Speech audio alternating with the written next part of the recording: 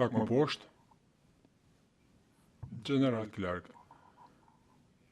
Kjo është një raport i mediave, i botuar në gazetën Irish Times, më duket se është i datës 8 qershor. Pak më poshtë, flitet për rritjen jashtëzakonisht të madhe të dhunës etnike midis grupeve serbe dhe shqiptare dje në qytetin e pjesën e veriut, pra në Mitrovicës, ditën e parë, trupat e franceze të KFOR-it u vunë test sa i takon tolerancës etnike dhe hoxën, testuan pra nivelin e tolerancës etnike dhe hoxën pengesat barierat që ndanin qytetin.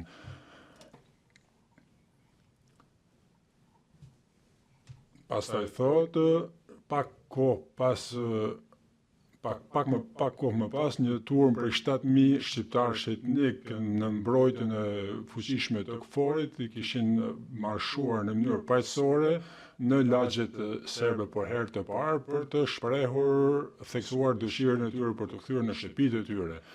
Një përplasje filloi midis grupeve të serbëve radikal dhe shqiptarëve, ata u pozicionuan. Unë shkojmë pak më poshtë në cilën në dy anët e urës së lumit Ibër që ndanë qytetin në baza etnike dhe që ishte bllokuar nga KFOR-i deri ditën e dieshme.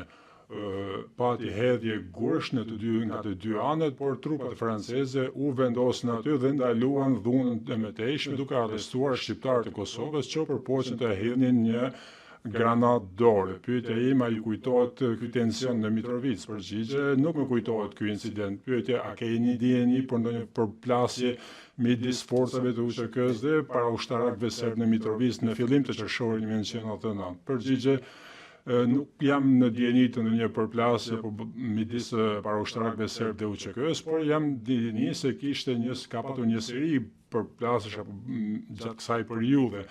Nuk kam menduar në asnjëherë që ka qenë UÇK-ja. UÇK-ja thuaj se nuk mishte pjesë e kësaj, por e dija që kishte shumë presion nga të dy anët që të përpiqeshin të nxjerrin të largonin shqiptarët nga pjesa e veriut e lumit Ibër. Dhe më duket se kishte diçka me datë aty, kjo është në 16 nëntor. Po cila është data e saktë e incidentit për cilin po flisnim? Misheti që nëse mund të kthehemi pak dëshmitar jashtë, por në shtator misheti që jo është në korrik. Mund t'ju tregoj datën, pak më poshtë ju lutem, shiheni, data është 8 korrik 1999, kur kjo është botuar, pra. Përgjigje po, pra ka qenë përpara kësaj, pyetje. Përgjigje, pra ka qenë menjëherë pas hyrjes, një javë pas, mendoj që mund të ketë mendoj që mund të ketë qenë pas 5 javë, ose diçka e tillë, pasi ne kemi hyrë aty, pra trupat e KFOR-it kanë hyrë. Ka patur shumë lëvizje të tilla si kjo, që po zhbëheshin atë kohë, sepse njerëzit përpiqeshin të pohonin dhe të shfaqnin dhe të vendosin dominimin e tyre. Pra mendoj se nuk mendoj se ka qenë organizuar. Nuk kam kuptuar kur, nuk e kam ndier kur, apo patur përshtypjen që kjo ishte organizuar nga UÇK-ja. Këto ishin grupe individuale dhe ka përfunduar, pastaj ka patur shumë lëvizje të tilla ku njerëzit përpiqeshin të vendosin autoritetin e tyre dhe spastrim etnik në pjesën e veriut, në veri të lumit Ibër, në nivel të tillë që unë kam shkuar dhe kam takuar ministrin e jashtëm dhe të mbrojtjes francez në fillim të tetorit. Kam shkuar tek sekretari i përgjithshëm i NATO-s, jam ankuar sepse kishte një përpjekje të organizuar të serbëve për të spastruar zonën e veri të lumit Ibër, ku Mitrovica ishte shqiptarëve. Kam takuar ministrin Richard, i cili më tha, jo, ne kemi dhënë urdhër trupave franceze që të mbrojnë serbët në atë zonë dhe të mbështesin ata. Pra, ne kemi patur sa vështirësi lidhur me këtë. Por kjo është mënyra se si trupat e NATO-s funksionojnë.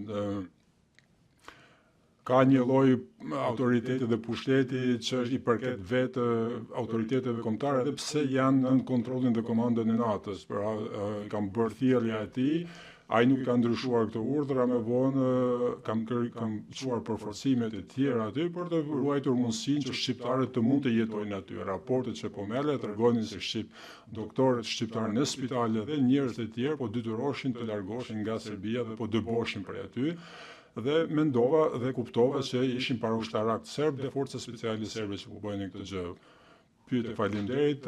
Kjo është përgjigje, kjo është mënyra se si Beogradi vepronte. Pyetje faleminderit, zoti kryetar dorëzoi DHT 1260 deri në DHT 1260 si provë, gjykatës në një kundërshtim hallen jo. Gjykatësi kjo pranohet, sekretari do të marrë provën numrin e provës materiale 12004434 dhe klasifikimi është konfidencial, gjykatësi mishetisht mund të jetë publike, gjykatësi e klasifikohet si publike. Pyetje General Krak, në deklaratën tuaj që keni diskutuar gjithashtu demilitarizimin e UÇK-s në verë të 99-s. Në paragrafin 31 të deklaratës tuaj deklaroni se generali Jackson në mënyrë të rregullt ka bërë takime me komandantin e UÇK-s Çeku dhe komandantin e UÇK-s Çeku dhe komandantin e zonave të UÇK-s me qëllim që të zbatohej demilitarizimi i UÇK-s. Gjithashtu keni diskutuar një takim të tillë ku ju keni marrë pjesë, kur generali Jackson ju ka pyetur juve që të bashkoheshit të ishit pjesë në mbledhjen e Këshillit të Përbashkët për zbatim, me qëllim që të drejtoheshit, të flisnit me komandantë e zonave të cilët po kundërshtonin përpjekjet për të dorëzuar tërësisht armët. Pyetja ime është, a zimin e UÇK-s në verë të 99-s, në paragrafin 31 të deklaratës tuaj deklaroni se generali Jackson në mënyrë të rregullt ka bërë takime me komandantin e UÇK-s Çeku dhe komandantin e UÇK-s Çeku dhe komandantin e zonave të UÇK-s me qëllim që të zbatohej demilitarizimi i UÇK-s. Gjithashtu keni diskutuar një takim të tillë ku ju keni marrë pjesë, kur generali Jackson ju ka pyetur juve që të bashkoheshit të ishit pjesë që kishin luftuar, ata kishin luftuar individualisht dhe kishin bërë punën e tyre më të mirë dhe maksimum për të mbrojtur popullin e tyre dhe pas ridaljes për atë shqiptarëve të Kosovës, kthimës në Kosovë, mendoj që UÇK-ja ishte në gjendje në atë pikë që të kishte ndjerë në mbështetjen e njerëzve, pra që të kishte një lloj organizimi. Unë nuk e kisha takuar asnjëherë general Çekun më parë dhe pra mendoj që shqetësimi që ata kishin ishte se ata populli i tyre ishte keq shtrajtuar rënd dhe ata kishin qenë viktima të shtypjes, nuk ishin të sigurt nëse mund t'i besonin NATO-s që të NATO e timbronte ata. Nuk kishin padyshim që kishin parë se si trupat UNPROFOR-i nën mandatin e UN-it në Bosnjë disa vite më parë nuk ishte qenë shumë efektive në mbrojtjen për të mbrojtur popullin e Bosnjës, pra e kishin edhe këtë përvojë. Mendoj se generali Jackson donte që unë të shohej aty si një garanci shtesë. Ata me kishin parë në televizor, e dinin që unë isha komandanti suprem dhe se unë mund të ndihmoja ata që të kuptonin se pse duhet të dorëzonin armët dhe por që mund të kishin një lloj dhe të mbeteshin pjesë një organizate që do të vepronte në raste të katastrofash natyrshme, por ju thash atyre që nuk mund të jeni të armatosur, nuk jeni ushtri. Kjo ka përfunduar tani. Dhe ky ishte mesazhi që dhash gjatë atij takimi asaj mbledhje dhe ata e pranuan atë. Pyeti, a e kuptuat arsyeën sepse komandantët e zonave duhet ishin të pranishëm në këtë mbledhje? Përgjigje bën një herë pyetjen, a e kuptuat arsyeën sepse komandantët e zonave duhet ishin pranishëm në takimin me juve?